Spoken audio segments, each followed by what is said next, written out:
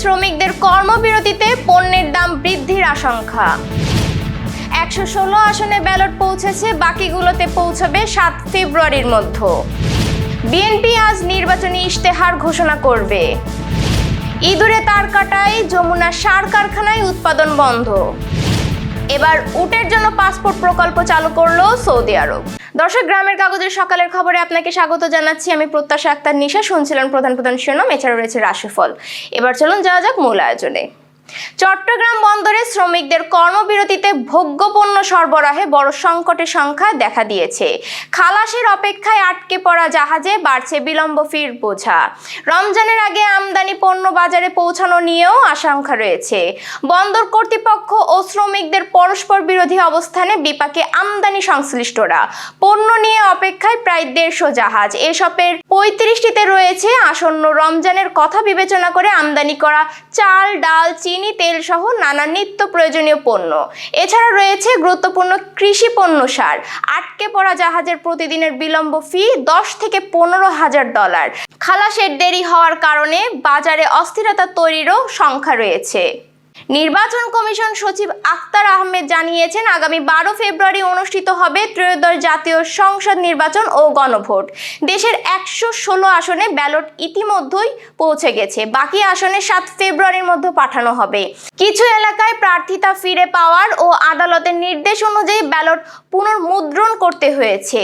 আইন শৃঙ্খলা রক্ষাকারী বাহিনী 1050 এক্সিকিউটিভ এবং জুডিশিয়াল ম্যাজিস্ট্রেট মোতায়েন থাকবেন। রাজনৈতিক দলের প্রচারণা 10 ফেব্রুয়ারি সকাল 7:30 থেকে বন্ধ হবে। পোস্টাল ভোটের ব্যালট পৌঁছেছে। কারাবন্দী 6000 ভোটারও ভোট প্রদান করতে পারবেন।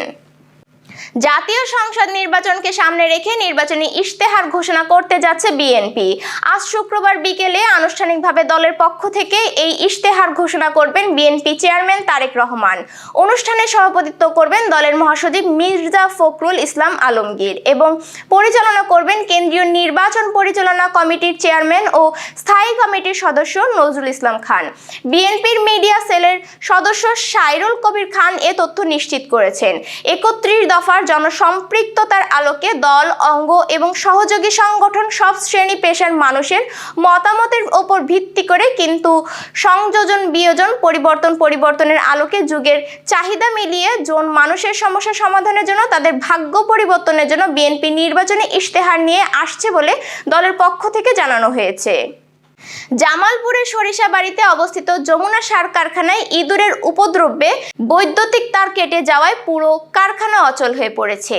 এর ফলে সাময়িকভাবে বন্ধ রয়েছে ইউরিয়া সার উৎপাদন। বৃহস্পতিবার রাতে কারখানার পাওয়ার প্ল্যান্টে শর্ট সার্কিট থেকে হঠাৎ ব্ল্যাক আউট দেখা দিলে এই অচল অবস্থার সৃষ্টি হয়। বিষয়টি নিশ্চিত করে কারখানার জিএম অপারেশন মোহাম্মদ ফজলুল হক জানিয়েছেন, দ্রুত মেরামতের কাজ চলছে। কাজ শেষ হওয়া মাত্রই পুনরায় উৎপাদন শুরু করা সম্ভব হবে। দীর্ঘ 23 মাস তীব্র গ্যাস সংকটের কারণে কারখানাটি বন্ধ ছিল। গত 24 নভেম্বর 2025 তারিখে গ্যাস সংযোগ পাওয়ার পর উৎপাদন পুনরায় শুরু হলেও মাঝে মধ্যেই গ্যাস চাপের স্বল্পতা কিংবা যান্ত্রিক ত্রুটির কারণে উৎপাদন ব্যাহত হয়েছে। এবার সেই তালিকায় নতুন আপদ হিসেবে যুক্ত হলো ইঁদুরের উপদ্রব। সৌদি আরব সরকারের পরিবেশ, পানি ও কৃষি মন্ত্রণালয় নতুন একটি উট পাসপোর্ট প্রকল্প চালু করেছে, যা উট খাতকে নিয়ন্ত্রণের আওতায় এনে দেশীয় ও আন্তর্জাতিক বাজারে সৌদি উটের গ্রহণযোগ্যতা বাড়াতে সাহায্য করবে। মন্ত্রণালয়ের এক বিবৃতিতে জানানো হয়েছে, এই উদ্যোগের মাধ্যমে উটের পরিচয় সঠিকভাবে নথিভুক্ত করা এবং সেবা প্রদানের দক্ষতা বৃদ্ধি করা হবে। প্রকল্পটির আনুষ্ঠানিক উদ্বোধন করেন উপমন্ত্রী মনসুর বিন হিলাল আল মুসাইতি। উট পাসপোর্টে উটের নাম, জন্ম তারিখ, জাত, লিঙ্গ, রং, জন্মস্থান সহ বিস্তারিত তথ্য থাকবে। এছাড়াও মাইক্রোচিপ নম্বর ও পাসপোর্ট নম্বর সহ উটের 2 পাশের ছবি যুক্ত থাকবে, যা সঠিক শনাক্তকরণ নিশ্চিত করবে। উট পাসপোর্ট প্রকল্পের মাধ্যমে উট খাত আরও সুশৃঙ্খল হবে এবং আন্তর্জাতিক বাজারে সৌদি উটের মর্যাদা ও বিশ্বাসযোগ্যতা বৃদ্ধি পাবে। দর্শক, এবার চলুন জেনে নিই কেমন যাবে আপনার আজকের দিন অর্থাৎ 6 ফেব্রুয়ারির সম্ভাব্য রাশিফল। মেষ রাশির আজ অর্থনৈতিক বিষয়ে সতর্ক থাকা দরকার। ছোটখাটো খরচ নিয়ন্ত্রণে রাখলে মানসিক চাপ কমবে। কর্মক্ষেত্রে সহকর্মীদের সঙ্গে সমন্বয় রেখে কাজ করলে সুবিধা হবে। বৃষ রাশির পরিবার ও ঘরোয়া বিষয়গুলোতে সময় কাটানো শুভ। নতুন পরিকল্পনা শুরু করার জন্য মানসিক শক্তি থাকবে। বন্ধুর সঙ্গে যোগাযোগ ভালো ফল দিতে পারে।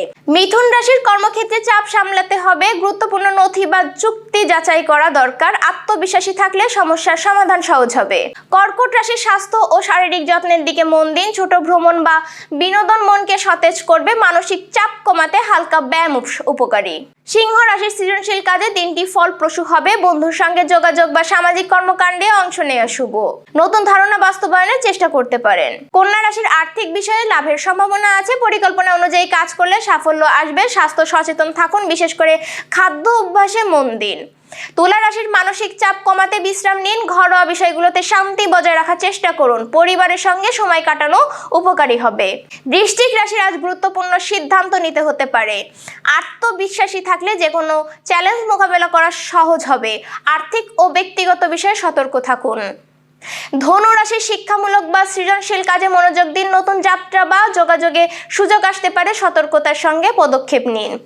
মকর রাশি স্বাস্থ্য সচেতন থাকুন। আর্থিক বিষয়ে বেশি ঝুঁকি নেওয়া ঠিক হবে না। পরিবার ও ঘনিষ্ঠদের সঙ্গে সম্পর্ক মজবুত করার সুযোগ আছে। কুম্ভ রাশি সামাজিক কর্মকাণ্ডে সক্রিয় থাকুন। নতুন বন্ধু বা পরিচিতি লাভের সম্ভাবনা আছে। কর্মক্ষেত্রে মনোযোগ রাখলে কাজ সহজ হবে। মীন রাশি মানসিক শান্তি বজায় রাখার চেষ্টা করুন। সৃজনশীল এবং আবেগপূর্ণ কাজ উপভোগ্য হবে। ছোট যাত্রা বা নতুন অভিজ্ঞতা লাভের জন্য শুভ দিন। দর্শক, এই ছিল এখনকার আয়োজন। আগামীকাল ঠিক একই সময়ে সকলের খবর দেখতে ও জানতে চোখ রাখুন গ্রামের কাগজের ইউটিউব চ্যানেল ও ফেসবুক পেজে।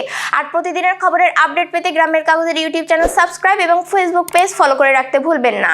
আমাদের পরবর্তী খবর দেখুন বেলা 2:30টায়। শুভ বিদায়।